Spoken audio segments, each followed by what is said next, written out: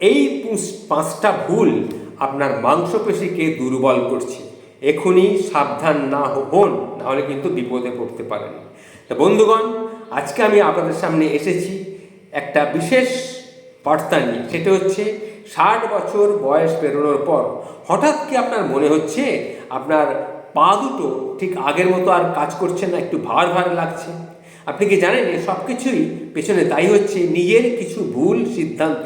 হ্যাঁ বন্ধুগণ, এই ভুলগুলো যেগুলো আপনি প্রতিদিন করছেন কিন্তু কিছুতেই বুঝতে পারছেন না, এই ভুলগুলো চুপচাপ আপনার মাংসপেশিকে গলিয়ে দিচ্ছে। ভাবুন তো, আপনি প্রতিদিন স্বাস্থ্য ভালো রাখার চেষ্টা করছেন, অথচ আপনার অভ্যাসই আপনাকে ভেতর থেকে দুর্বল করে দিচ্ছে। তবে আজকের আমি এই ভিডিওতে এমন 5টি মারাত্মক ভুলের কথা বলবো যেগুলো 60 বছর বয়সের পরে করলে ধীরে ধীরে আপনার মাংসপেশিগুলো দুর্বল হয়ে যেতে বাধ্য। তো বন্ধুগণ, আমরা কেবল সমস্যা নিয়েই বলবো না, সঠিক সমাধানও আমি আপনাদের সামনে তুলে ধরার চেষ্টা করব। অনুগ্রহ করে ভিডিওটা শেষ পর্যন্ত দেখবেন, কারণ আপনার বার্ধক্য বয়সকে আরও সুন্দরভাবে কিভাবে গড়ে তুলবেন সে কথাই আমি বলছি। চলুন তাহলে দেখে নিই কি সেই ভুলগুলো যেগুলো 60 বছর বয়সের পর করা উচিত নয়। তবে তার আগে আপনি এই ভিডিওটি কোন জায়গা থেকে দেখছেন, আপনার বর্তমান বয়স কত, সেটা অবশ্যই কমেন্টে লিখে জানাবেন। তাহলে আসুন জেনে নেওয়া যাক সেই 5টি ভুল যা আপনার পেশিগুলোকে চুপচাপ ক্ষতিগ্রস্ত করছে। ভুল নাম্বার 1, নড়াচড়াহীন জীবন আপনার মাংসপেশির নীরব শত্রু। 60 বছর বয়স পেরিয়ে যাওয়ার পর শরীর একটা বিশ্রাম চায়, এটা সত্যি, কিন্তু বিশ্রাম আর নিষ্ক্রিয়তা এক জিনিস নয়। কিন্তু অনেকেই দিন কাটান চেয়ারে বসে, সোফায় হেলান দিয়ে, বিছানায় আস্ত অবস্থায় ঘন্টার পর ঘন্টা মোবাইল ঘাঁটছেন, টিভি দেখছেন কিংবা খবরের কাগজের মধ্যে ডুবে আছেন। এটাই হয়ে উঠছে আপনার প্রতিদিনের রুটিন। কিন্তু জানেন কি, এই রুটিনটাই ধীরে ধীরে আপনার শরীরের ভেতরকার শক্তিকে খেয়ে ফেলছে। শরীরকে ব্যবহার না করলে শরীরও আমাদের ব্যবহার করা বন্ধ করে দেয়। আপনার উরু, কোমর, পিঠ, বড় বড় মাংসপেশিগুলো আপনাকে ধরে রাখে, তারা বহন করে, তারা আপনাকে হাঁটতে সাহায্য করে। সেগুলো আস্তে আস্তে শক্তি হারাতে কিন্তু শুরু করে। এর ফলে কি হয়? এর ফলে একটু হাঁটতেই হাঁপ ধরে যায়, সিঁড়ি দিয়ে উঠতে গেলেই থেমে পড়তে হয়, ঘুম থেকে উঠলেই কোমর ব্যথা। এসব হচ্ছে বয়সের দোষ, এইটা ভেবে নিয়ে আপনি এড়িয়ে যাচ্ছেন। কিন্তু এগুলোর মূল কারণ হচ্ছে আপনার নড়াচড়া করার অভাব। ডাক্তাররা একটা কথাই বারবার বলেন, শরীরকে সচল রাখুন। এক জায়গায় চুপচাপ বসে থাকলে শরীরের রক্ত সঞ্চালন কমে যায়, হজম খারাপ হয়, ঘুমের সমস্যা হয়, এমনকি মনটাও উদাস হয়ে পড়ে। শরীরের ভেতরে ইঞ্জিন যেন ধীরে ধীরে বন্ধ হয়ে যায়। কিন্তু এই অভ্যাসটা বদলানো কি খুবই কঠিন? মোটেই নয়, একদমই নয়। চেষ্টা করুন না, প্রতি 30 মিনিট বসে থাকার পর 2 মিনিট একটু হাঁটাচলা করুন। চা খাওয়ার অজুহাতে বারান্দায় যান, ঘরের মধ্যে কয়েক পা হেঁটে আসুন। ঘরের কাজগুলোকে আর বোঝা না ভেবে একটু ঘরটা ঝাঁট দিয়ে দিন, কাপড়গুলোকে একটু নেড়ে চেড়ে দিন, টেবিলটাকে পরিষ্কার করুন। এগুলোই তো আপনার নিত্যদিনের শরীরচর্চা হতে পারে। এবার দেখুন সমাধান, কিভাবে নিষ্ক্রিয়তা থেকে মুক্তি পাবেন। 30 মিনিটের নিয়ম মনে রাখুন। প্রতি আধ ঘন্টা বসে থাকার পর অন্তত 2 থেকে 3 মিনিট আপনি দাঁড়াবেন, তারপর একটু হাঁটাহাঁটি করবেন। এমনকি ঘরের ভেতরেও ছোট ছোট পা ফেলাও আর অনেক সাহায্য করবে আপনাকে। মনে রাখবেন, অল্প চলা বড় উপকার। সকালে হালকা হাঁটা বাধ্যতামূলক করবেন। বয়স যতই হোক, দিনে মাত্র 30 মিনিট একটু জোরে হাঁটার অভ্যাস যদি করতে পারেন, মাংসপেশিগুলো অনেকটাই সক্রিয় থাকবে। পার্কে না যেতে পারলে ছাদে কিংবা বারান্দায় হাঁটাহাঁটি করুন। ঘরের কাজকে ব্যায়াম ভাবুন না বোঝা। ঘরের কাজকে ব্যায়াম না ভেবে বোঝা ভাববেন না, ব্যায়াম ভাবুন। যেরকম ঘর ঝাড়ু দেওয়া, বাসন মাজা, বিছানা গুছানো, এগুলো আপনার দৈনন্দিন শরীরচর্চার একটা অঙ্গ করে নিন। বয়স যত বাড়বে, হালকা কাজ তত কিন্তু জরুরি। বসার ভঙ্গিটার দিকেও আপনাকে একটু নজর দিতে হবে। চেয়ারে বসলে সোজা হয়ে বসুন, পা মাটিতে রাখুন। খুব নরম সোফায় হেলে বসলে কিন্তু ক্ষতি হতে পারে। আর মনকে বোঝান, শরীরকে নয়, হাঁটা চলাই যেন ওষুধের মতন দরকারি। আপনি যেমন ঠিক সময় ওষুধ খেতে বলেন না, তেমনি প্রতিদিন 20 থেকে 30 মিনিট শরীর নড়াচড়া করা অত্যন্ত জরুরি। একটা কথা মনে রাখবেন, শরীর যত নড়বে ততদিন আপনি বাঁচবেন। চলুন এবার পরের গুরুত্বপূর্ণ একটা পয়েন্টের দিকে এগিয়ে যাই। শুনুন, পয়েন্ট নাম্বার 2, ঘুম এবং মানসিক চাপকে অবহেলা পেশিকে দুর্বল করে। বন্ধুগণ, একজন মানুষ সারাদিন ভালো খাচ্ছে, সময় মতো ওষুধ খাচ্ছে, এমনকি হাঁটাচলাও করছে, তবু সে কেন সবসময় ক্লান্ত থাকে বলতে পারেন? শরীরটা তার ভারী ভারী লাগছে, পেশিগুলো যেন ধীরে ধীরে শক্তি হারাচ্ছে। কারণটা খুব সহজ, আমরা বেশিরভাগই একে গুরুত্ব দিই না। মানসিক চাপ আর ঘুমের অভাব, এই দুটি হচ্ছে নীরব শত্রু, শরীরের ভেতর থেকে মাংসপেশিকে গলিয়ে দিচ্ছে। বয়স বাড়ার সঙ্গে সঙ্গে চিন্তা বাড়ছে, অর্থনৈতিক অনিশ্চয়তা দেখা দিচ্ছে, পরিবার থেকে দূরে থাকা, একাকিত্ব, এগুলো আসছে। এসব কিছু মিলে আপনার মনের মধ্যে একটা চাপ তৈরি হচ্ছে, আর সেই চাপে শরীর তৈরি করছে কর্টিসল অর্থাৎ স্ট্রেস হরমোন, যা দীর্ঘদিন থাকলে পেশি ধ্বংস হতে শুরু করে। এমন অবস্থায় শরীর খাওয়া হজম করতে চায় না, মাংসপেশি তো তৈরি তো দূরের কথা, বরং শরীর আরও দুর্বল হয়ে যায়। উপরন্তু চাপের ফলে ঘুম নষ্ট হয়, আর ঘুম ঠিক না হলে শরীর কখনোই নিজের ক্ষতি সারাতে পারে না। ঘুম কোনো কিন্তু বিলাসিতা নয়, এটা শরীরের প্রতিদিনের দরকারি রক্ষণাবেক্ষণ। যখন আপনি ঘুমান তখনই শরীরের নিজের ক্ষত সারাতে ব্যস্ত থাকে, এটা মনে রাখবেন। তাই ঘুমটাকে ঠিকমতো করতে হবে। মাংসপেশি রক্ষণাবেক্ষণ, কোষ মেরামত, হরমোন নিঃসরণ সবই কিন্তু ঘুমের সময় হয়। আর এই প্রক্রিয়াকে আপনি যদি উপেক্ষা করেন তাহলে আপনার শরীর ধীরে ধীরে কিন্তু দুর্বল হয়ে পড়বে, বাইরে থেকে নয়, ভেতর থেকে। এটা মনে রাখবেন। সকালে ঘুম থেকে উঠে যদি ক্লান্ত লাগে, ছোট ছোট বিষয়ে রাগ আসে, মনে হয় মাথা ঠিক কাজ করছে না, খেতে ইচ্ছে করছে না, তাহলে বুঝবেন আপনার শরীর সাহায্যের জন্যে চিৎকার করছে। সাবধান, শরীরকে শান্তি দিন, ঘুমকে প্রাধান্য দিন। রাতে ঘুমের সময় একটা নির্ধারিত সময় রাখুন। প্রতিদিনই একই সময়ে ঘুমোতে চান, রাত 10টার মধ্যে শুতে পারলে সবচেয়ে ভালো। ঘুমোনোর অন্তত 30 মিনিট আগে মোবাইল, টিভি সমস্ত অফ করে দিন, মস্তিষ্ককে শান্ত হতে দিন। এটা মাথায় রাখবেন। ধ্যান বা শান্ত শ্বাস প্রশ্বাসের অভ্যাস আপনাকে গড়ে তুলতে হবে। প্রতিদিন 10 মিনিট মেরুদণ্ড সোজা করে ধ্যান করুন। এই অভ্যাস করলে আপনার কর্টিসল হরমোন কমে যাবে, মস্তিষ্ক শান্ত হবে, ঘুমটা সহজে আসবে। দুপুরের খাওয়ার পর ক্যাফেটাইন এড়িয়ে চলুন। চা, কফি, কোলা এগুলোর মধ্যে থাকে যে ক্যাফেটাইন, ঘুমের রিদিমকে নষ্ট করে দেয়। বিশেষ করে দুপুর 2টোর পর এগুলি না খাওয়াই ভালো। প্রাকৃতিক রোদ একটু নিন সকালে, সকাল 7টা থেকে 9টার মধ্যে 15 মিনিট একটু রোদে গিয়ে দাঁড়ান। এতে শরীরের সার্কাডিয়ান রিদম ঠিক থাকে এবং ঘুমটা স্বাভাবিক হয়। মনকে আপনি বোঝান, ঘুম মানেই থেরাপি। ঘুমকে অবহেলা করবেন না, এটি শরীরের সবচেয়ে সহজ এবং সস্তা এবং প্রাকৃতিক চিকিৎসা। এই চিকিৎসা প্রতিদিন নিতে যদি ভুল করেন, কোনো ওষুধই আপনার ঠিকমতো কিন্তু কাজ করবে না। বন্ধুগণ, পরবর্তী গুরুত্বপূর্ণ পয়েন্টে যাওয়ার আগে আপনাদের জানিয়ে রাখি যে আপনি যদি আমার এই চ্যানেলটাতে নতুন হয়ে থাকেন, তাহলে ছোট্ট একটা অনুরোধ, এই চ্যানেলটিকে সাবস্ক্রাইব করে দেবেন এবং প্রতি সপ্তাহে আমি 2-3টি এইরকম ভালো ভালো স্বাস্থ্য বিষয়ক গুরুত্বপূর্ণ ভিডিও আপনাদের সামনে নিয়ে আসবো। সেগুলো আপনার বার্ধক্যকে আপনার সুস্থভাবে জীবনযাপন করতে পথ দেখাবে। তাহলে আসুন পরবর্তী আপনি যদি পয়েন্টে আপনাদের সামনে এখন আমি যাবার চেষ্টা করব।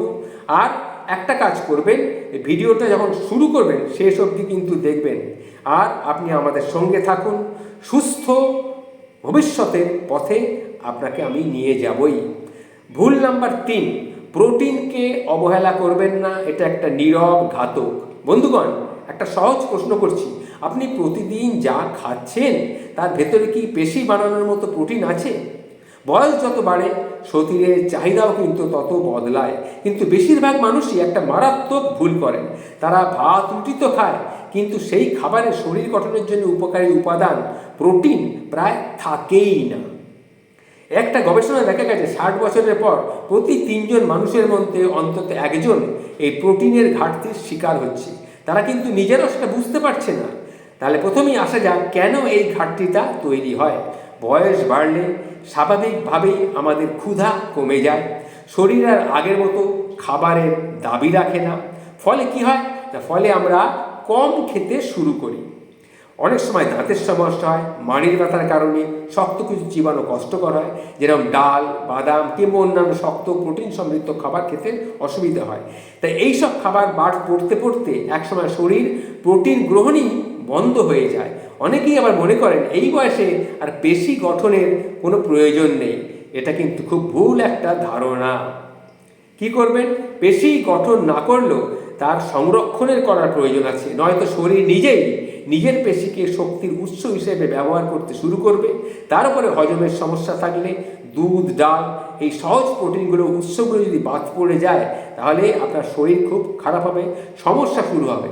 সমস্যা এইখানেই, যখন শরীরের প্রোটিন কমে যায় তখন শক্তি যোগাতে শরীরের নিজের পেশিকে সে গলিয়ে ফেলে। ভাবুন তো, শরীর নিজের শক্তিকেই নিজে খেয়ে ফেলছে।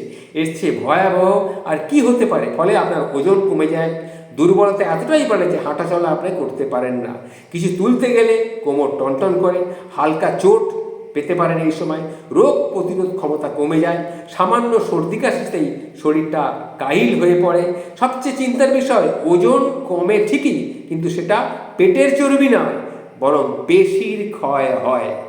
তাহলে এই বয়সে পেশি বাঁচানোর সহজ উপায় কি? একদম শুনে রাখুন, ঠিক সময়ে ঠিক কাজটি করলে শরীরকে আবার আগের মতো সচল রাখা যায়। কি করবেন? একটু হাঁটাহাঁটি করতে হবে, ওঠা বসা করতে হবে, ওঠা নামা করতে হবে, এমনকি খাটে বসে বসেও যদি নামাজ পড়েন বা ঈশ্বরের চিন্তা করেন সেগুলো করতে হবে। বুঝে খেতে হবে, খাওয়া মানে শুধু পেট ভরানো নয়, বরং শরীর গঠন করা। প্রতিদিনের খাবারে এমন কিছু জিনিস আপনাকে যোগ করতে হবে যেগুলো সহজপাচ্য কিন্তু প্রোটিনে ভরপুর। যেমন রাতে ডালে একটা সেদ্ধ ডিম, সকালে এক গ্লাস গরম দুধ বা ছানার তৈরি হালকা টিকিয়া বা এক মুঠো ভেজানো চানা বা মুসুরির ডাল। দাঁতের সমস্যা থাকলে এগুলোকে একটু চটকে নিয়ে খাবেন। এমন নয় যে এই বয়সে ব্যায়াম মানেই জিমে দৌড়ানো। পেশি সচল রাখার জন্যেও কিন্তু প্রতিদিন অন্তত 20 মিনিট হাঁটাহাঁটি করা প্রয়োজন। বাড়ির ভিতরে হালকা হাঁটাহাঁটি করুন না, হাত পাগুলো একটু স্ট্রেচিং করুন না, অসুবিধা কী আছে? দেয়ালে হেলান দিয়ে দাঁড়ানোর মতো সহজ ব্যায়াম তো করতেই পারে। তৃতীয়ত, শরীরের কোনো খাবার হজম না হয় তাহলে সেটা পুরোপুরি বাদ দিয়ে দিন। চিকিৎসকের পরামর্শে বিকল্প কোনো খুঁজুন। যেমন দুধ অনেকে সহ্য হয় না, দুধ সহ্য হলে টক দই খান, ডাল না খেলে মুগের ডালের স্যুপ খান।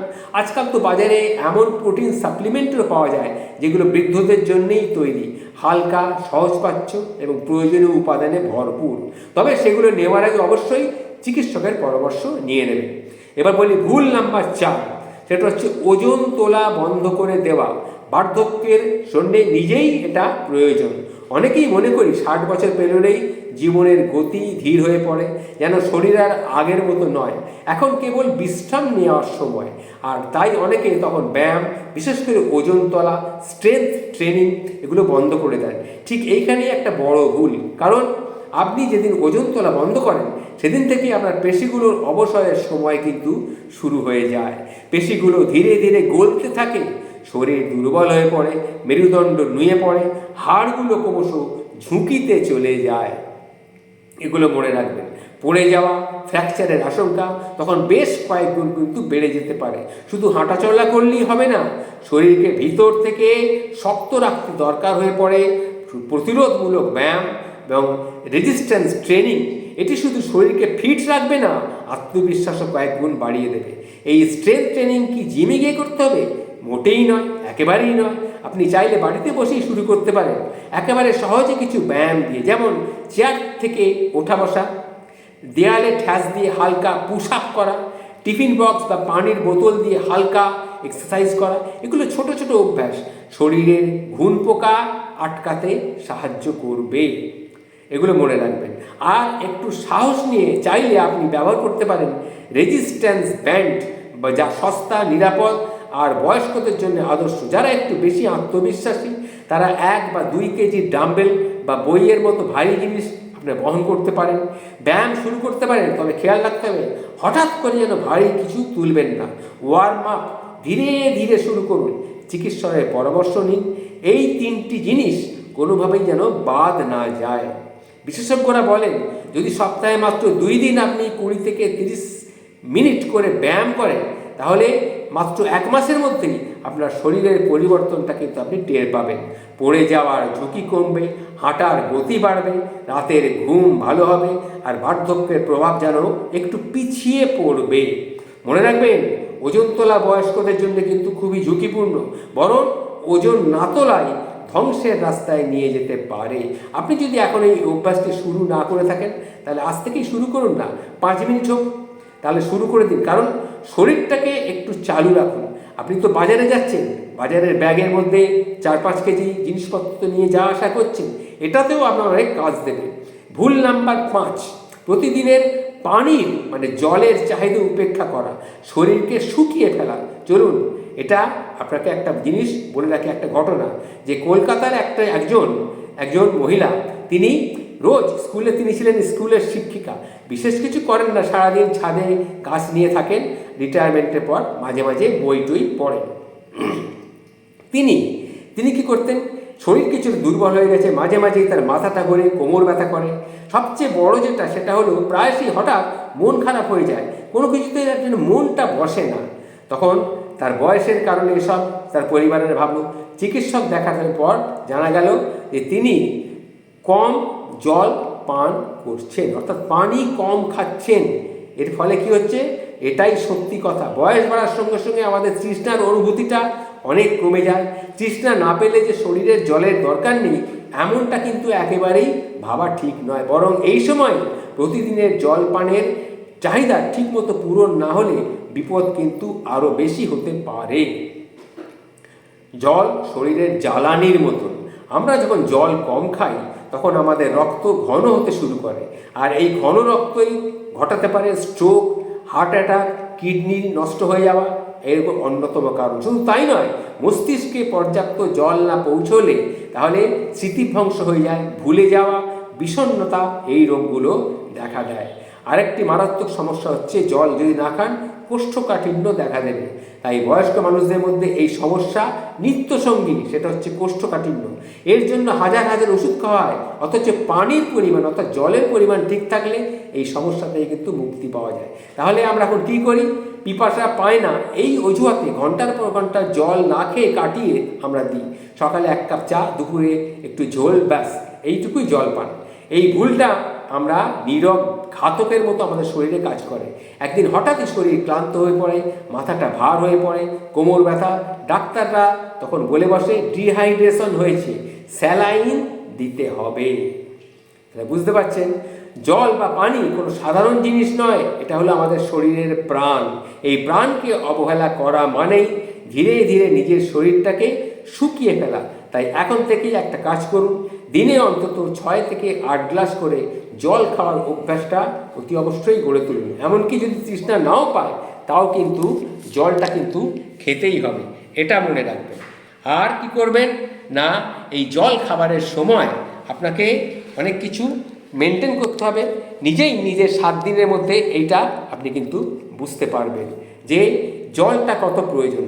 মাথা ঠান্ডা থাকবে, হজম ঠিক থাকবে, মুড ভালো থাকবে, আর সবচেয়ে বড় কথা, আপনার শরীর আপনাকে ধন্যবাদ দেবে, এটা মাথায় রাখবেন। এই যে কথাগুলি আপনাকে বললাম, এগুলো মাথায় রাখবেন। এই সামান্য ভুলগুলো যদি আজকেই শুধরে নেন, তাহলে আগামী 10 বছর আপনি নিজের জীবনটাকে আপনি নিজেই রাঙিয়ে নিতে পারবেন। এখন আপনি নিজেই বুঝে গেছেন এই ছোট ছোট ভুলগুলো কীভাবে আমাদের বার্ধক্যকে আরও কাছে এনে দেয়, আরও আমাদের শরীরটাকে দুর্বল করে তোলে। কিন্তু আসার কথা হলো, এই ভুলগুলো আজ থেকেই শুধরে নেওয়া সম্ভব। একটু সচেতন হলেই আপনি নিজেকে শক্তিশালী এবং সুস্থ রাখতেই পারবেন। তাই যদি মনে করেন এই ভিডিওটি আপনার উপকারে এসেছে, তাহলে এবার সবার কর্তব্য হলো এই ভিডিওটিকে নিজের আত্মীয় স্বজন, বন্ধু বান্ধব, পাড়া প্রতিবেশী, বৃদ্ধ মানুষদের সঙ্গে শেয়ার করা। কারণ অনেকেই হয়তো অকারণে এই ভুলগুলি করছেন, তাই আপনার এই শেয়ার ওনাদের কাছে বার্ধক্য বয়সকে আরও সুন্দরভাবে চালাতে সাহায্য করলেও করতে পারে। আজকের জন্য এইটুকুই। ভালো থাকবেন, নমস্কার। সবাই আশা করি সুস্থ থাকবেন, নমস্কার।